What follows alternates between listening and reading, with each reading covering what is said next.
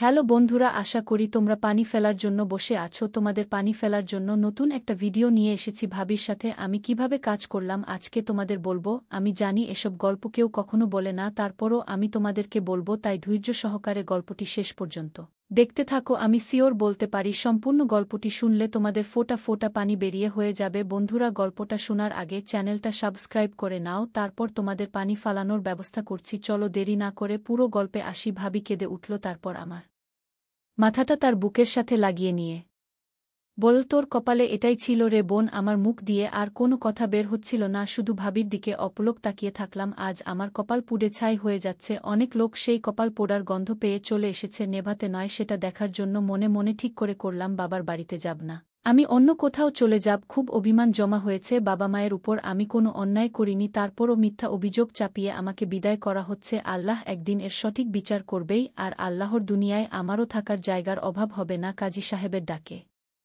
আমার কল্পনা সরে গেল। তিনি বললেন, মা, তোমার কোনো আপত্তি আছে? মাথা নাড়িয়ে বললাম, না, আমার আপত্তি কিংবা অভিযোগ কিছুই তাদের উপর নাই। আমার সকল অভিযোগ আমি খোদাকে জানিয়েছি, তিনি এর সঠিক বিচার করবেন। তিনি যেহেতু এই পৃথিবীর মালিক, সেহেতু তিনি এর সঠিক বিচার নিজ দায়িত্বে করবেন। আর আমার যে দেনমোহরের টাকা, সেটা আপনি নিজ দায়িত্বে আমার জন্মদাতার হাতে তুলে দিয়ে বলবেন, আপনার মেয়ের বিয়েতে যে খরচ করেছিলেন সেটা আপনার মেয়ে আপনাকে ফেরত দিয়েছে। কাজী সাহেব আমার দিকে তালাকনামা এগিয়ে দিয়ে বলল, মা, এখানে একটা সাইন করে দাও। মনটা চাচ্ছিল না সাইনটা করে দিতে, শতকশ তো হলেও কোনো মেয়ে চায় না তার সংসারটা নষ্ট হয়ে যাক। অতি কষ্ট নিয়ে সাইনটা করে দিয়েই আমি মাথা ঘুরে পড়ে গেলাম। কিছুক্ষণ পরে দেখি ভাবির কোলে আমার মাথা, ভাবির চোখে পানি। ভাবি বলল, এখন তোকে চলে যেতে হবে, তোর তালাক হয়ে গেছে। হায়রে দুনিয়া, কার স্বামী আর কে দখল করে নীল। ভাবি আমাকে তুলে বসালেন, তারপর আমি উঠে আমার সেই ছোট্ট ঘরে গিয়ে আমি কোনো কিছু না নিয়ে, শুধু আমার পড়াশোনা করার কিছু সার্টিফিকেট ছিল যেটা এতদিন অকেজো হয়েছিল, সেগুলো নিয়ে বের হলাম। ভাবি আমার সাথে ছিল,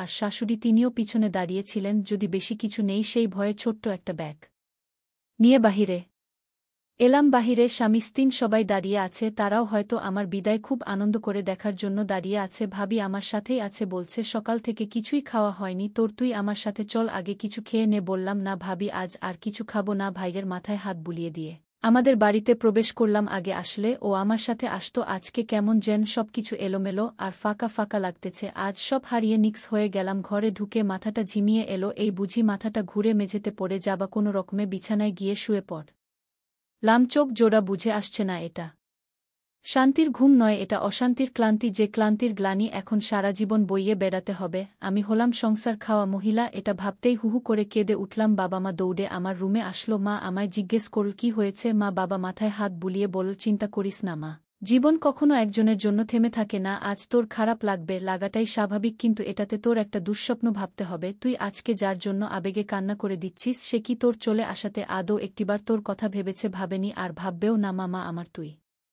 তোর বাবা মায়ের কাছে এসেছিস, চিন্তা কিসের? আমরা তো বেঁচে আছি নাকি? বাবা আমায় কাছে টেনে নিলেন, বললেন, তোকে দেখাতে হবে, তুইও ওকে ছেড়ে জীবনে উন্নতি করেছিস, যেন ও একদিন তোকে দেখে পস্তায়, ও যেন ভাবে যে কেন তোকে সে ছেড়ে দিল। বাবার বলা কথাগুলো শুনে মনে প্রচুর জোর পাচ্ছি, কিন্তু তাতে কি, মনের ক্ষতটা কি আর সহজে কমে? ওকে এতটা ভালোবেসেছিলাম যে ডিভোর্স হওয়ার পরেও ওকে ভুলতে পারতেছি না, শুধু বারবার ওর কথাই মনে হচ্ছে। আমি আবার কেঁদে উঠলাম। বাবা বলল, মা, তুই কার জন্য কাঁদছিস? ওই ছেলেটার জন্য। ভুলে যা ওকে, তুই যে তোকে ঘরে রেখে অন্য একটা মেয়েকে বিয়ে করল, তার কথা ভেবে কাঁদছিস। কাঁদিস না মা, তোকে আমি আবার নতুন করে গড়ে তুলব, সমাজ জানবে, মেয়েরাও মাথা তুলে দাঁড়াতে পারে। বাবার কথা শুনে মনটা হালকা হয়ে গেল। আমি তাদের সাথে কিভাবে অভিমান করতে পারলাম? বাবার কাছে ক্ষমা চাইতে ইচ্ছে করতেছে আজ সেই ছোট্টবেলার মতো। মনে হলো একপাশে বাবা বসে আছে আর অন্য পাশে মা। বাবাকে জড়িয়ে ধরে বললাম, বাবা আমায় ক্ষমা করে দাও, আমি শুধু শুধু তোমার উপর অভিমান করেছিলাম। বাবা হেসে বললেন, পৃথিবীতে বাবা মায়ের সাথেই অভিমান করা যায়, মনের যত রাগ ঝাড়া যায়, মনের কথাগুলো খুলে বলা যায়,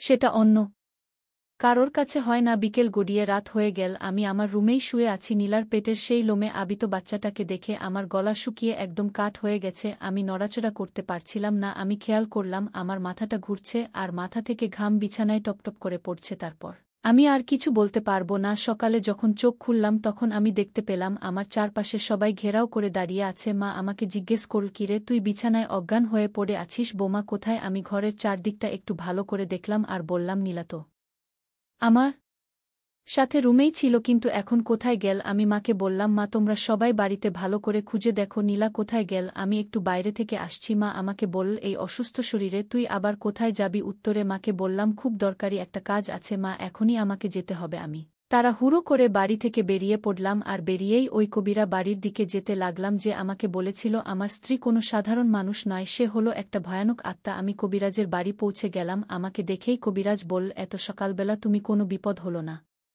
তো? আমি বললাম, কবিরাজ সাহেব খুব বড় বিপদ, আপনি যেমনটা বলেছেন ঠিক তেমনটাই হয়েছে। সত্যি আমার স্ত্রী মানুষ নয়, সে হলো একটা আত্মা, তার একটা পা উল্টো ছিল। কিন্তু কবিরাজ সাহেব আরও একটা ভয়ের কথা আপনাকে বলা হয়নি। কবিরাজ বলল, কি কথা বলো? আমি বললাম, আমি কাল রাতে নীলার পেটে একটা বাচ্চাকে দেখেছি যার পুরো শরীর লোমে আবিত, অনেকটা শিম্পাঞ্জির মতো দেখতে। আমার একথা শুনে কবিরাজ মাথায় হাত দিয়ে বসে পড়ল আর বলল, একই ঘোর বিপদ আসতে চলেছে এই পৃথিবীতে। কবিরাজের কথা শুনে আমি খুব ঘাবড়ে গেলাম আর বললাম, এখন আমি কি করব আপনি বলে দিন। কবিরাজ বলল, আমি কিছু করতে বা বলতে পারব না, কিছু করতে পারলে একমাত্র আমার গুরু নোমানি ওঝাই করতে পারবে। আমি বললাম, তাহলে আর দেরি কেন, এখনই তার কাছে আমাকে নিয়ে চলুন। কবিরাজ আমাকে তার কাছে নিয়ে গেল। আমাকে দেখেই তিনি জিজ্ঞেস করল, কি সমস্যা তোমার বস? আমি এবং কবিরাজ সাহেব নোমানি ওঝাকে সব খুলে বললাম। আমাদের কথা শুনে তিনি খুব অবাক হল। ওঝাকে আমি জিজ্ঞেস করলাম, আমি একজন সাধারণ মানুষ হয়ে নীলার পেটের ওই ভয়ানক বাচ্চাকে কিভাবে দেখলাম? ওঝা বলল, তুমি নিশ্চয়ই চাঁদের আলোতে দেখেছ। আমি অবাক হয়ে বললাম, আপনি কি করে জানলেন? ওঝা বলল, চাঁদের আলো এই আত্মারা তাদের শরীরে প্রবেশ করায় আর এই চাঁদের আলো তাদের মানুষ রূপে থাকতে সাহায্য করে। আলো গ্রহণের সময় এদের স্পষ্টভাবে দেখা যায়, তাই তুমি বাচ্চাটাকে দেখতে পেয়েছ। আমি বললাম, সবই ঠিক আছে, কিন্তু একদিনের মধ্যে একটা বাচ্চা এত বড় হয় কিভাবে? নোমানি ওঝা বলল, আমি এই সম্পর্কে বইয়ে পড়েছি। এই ধরনের আত্মারা সন্তান জন্ম দেওয়ার জন্য মানুষের সাহায্য নেয়। এক্ষেত্রে সে তোমাকে পুরুষ হিসেবে ব্যবহার করেছে, আর শারীরিক সম্পর্কের কিছু সময়ের পরেই এরা মা হওয়ার ক্ষমতা লাভ করে, কিন্তু তাদের গর্ভের সেই সন্তান বড় করার জন্য তাদের চাই রক্ত। আমি অবাক হয়ে জিজ্ঞেস করলাম, রক্ত মানে? নোমানি ওঝা বলল, সে যত বেশি মানুষ হত্যা করে তাদের রক্ত গ্রহণ করবে ঠিক তত তাড়াতাড়ি তার গর্ভের সন্তান বড় হবে এবং পৃথিবীতে ভূমিষ্ঠ হবে। আমি বললাম, কিন্তু এখনও পর্যন্ত কেউ তো মারা যায়নি আমার পরিবারে, তাহলে তার পেটের সন্তান এত বড় হলো কি করে? ওঝা বলল, হয়তো তোমাদের আড়ালে কিছু একটা হয়েছে যা তোমরা জানো না। আমি বললাম, ওঝা সাহেব আমি এখন কি করব? দয়া করে আপনি আমাকে সাহায্য করুন। ওঝা বলল, আগে এই আত্মার আস্তানা অর্থাৎ ও কোথায় থাকে সেই জায়গা খুঁজে বের করতে হবে। চলো প্রথমে তোমার সাথে তোমার বাড়ি যাব, তারপর জঙ্গলের সেই বড় গাছটার নিচে যাব যেখানে তোমাদের বিয়ের গাড়িটা নষ্ট হয়েছিল। ওঝা সাহেবকে নিয়ে আমি বাড়ির দিকে রওনা দিলাম। আসার আগে ওঝা সাহেব ছোট একটা বৈশাতে করে নিয়ে এলো। বাড়িতে আসতেই সবার চিৎকার চেঁচামেচি শুনতে পেলাম। আমি আর ওঝা সাহেব উঠোনের মাঝখান বরাবর যেতে দেখতে পেলাম। উঠোনে আমাদের বাড়ির কাজের ছেলেটাকে শুয়ে রাখা হয়েছে। মা বলল, ও নাকি মারা গেছে। আমি খেয়াল করলাম কাজের ছেলেটার সম্পূর্ণ শরীর সাদা হয়ে আছে, দেখে মনে হচ্ছে কেউ ওর শরীর থেকে পুরো রক্ত শুষে নিয়েছে। এবার নোমানি ওঝা আমার দিকে তাকিয়ে একটু হেসে বলেছিলাম না তোমাকে? ওঝা সাহেব আমারকে ডেকে বলল, আর দেরি করা ঠিক হবে না, তাড়াতাড়ি ওই জঙ্গলের বড় গাছটার কাছে আমাকে নিয়ে চলো। আমি বললাম, ঠিক আছে চলুন আমার সাথে। নোমানি ওঝাকে সাথে নিয়ে সেই জঙ্গলের ভিতরের গাছটার উদ্দেশ্যে বেরিয়ে পড়লাম। আমরা ঘণ্টাখানিক পর সেখানে পৌঁছে গেলাম। গাছটার কাছে পৌঁছাতেই নোমানি ওঝা সরাসরি গাছের কাছে চলে গেল আর গাছের গায়ে কি যেন লেখা ছিল সেগুলো পড়তে শুরু করল, আর তারপর তার হাতে থাকা বইয়ের সাথে সেগুলো মেলাতে শুরু করল। আর একটু পর সে হা করে বলল, চন্দ্রা আয়া। আমি জিজ্ঞেস করলাম, চন্দ্রা মানে? সে চোখ বট করে বলল, তুমি যে নীলার কথা বলছো সে নীলা নয়, সে হলো চন্দ্রা, যার কথা 100 বছর আগে এই বইয়ে উল্লেখ আছে। আমি জিজ্ঞেস করলাম, কে এই চন্দ্রা? চন্দ্রা হলো যেই এই কথা নোমানি ওঝা বলতে যাবে ঠিক তখনই চারপাশটা অন্ধকার হয়ে এলো আর জুড়ে বাতাস শুরু হলো। আর তখনই ওঝা চিৎকার দিয়ে বলতে থাকলো, চন্দ্রা আসছে, যদি বাঁচতে চাও দৌড়ে পালাও এখান থেকে। মা দেখো তোমার ছেলে আমার মোবাইলটা নষ্ট করে দিল। মা দৌড়ে এসে মোবাইলটা হাতে নিয়ে বলল, এটা কেমনে করলি তুই? ভাইজা বলছে আমি ইচ্ছে করে করিনি মা, ভালো করতে গিয়ে হাত থেকে পড়ে গেছে।